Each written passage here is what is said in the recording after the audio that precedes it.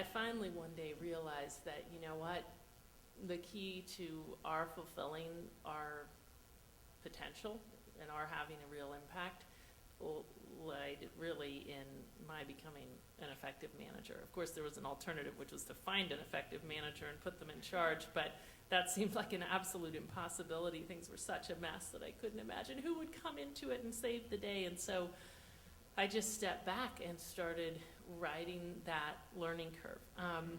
Now, of course, if I'd read my textbooks at the time, I probably could have avoided the 3 years of learning curve. Of course, Peter Drucker knew this. As he said, all nonprofit organizations must be governed by performance, not merely good intentions. But it took me a while to get there. But actually pretty quickly in the scheme of things, I became, maybe because of sort of the dire nature of our situation, I had to get up that learning curve quickly, and just became obsessed with all of the things that you would imagine, attracting great people to the effort.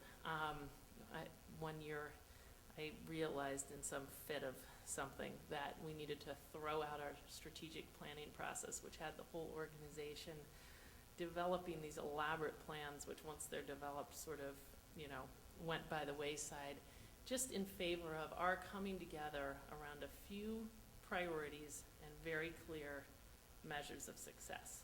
And that moment was the beginning of truly a new era at Teach for America, which maybe has something to do with management by objective. And there was another moment where, in a fit of annoyance at the culture that had grown up within Teach for America, I wrote down a set of core values that became so deeply ingrained in our organization. So ultimately, I think, when people say, what were the big lessons you learned, in your initial years, I think probably the most central to our ultimate, to getting us where we are today, where at least, knock on wood, we are thriving, was that learning curve and sort of the hard-won lessons of how to become a well-managed enterprise.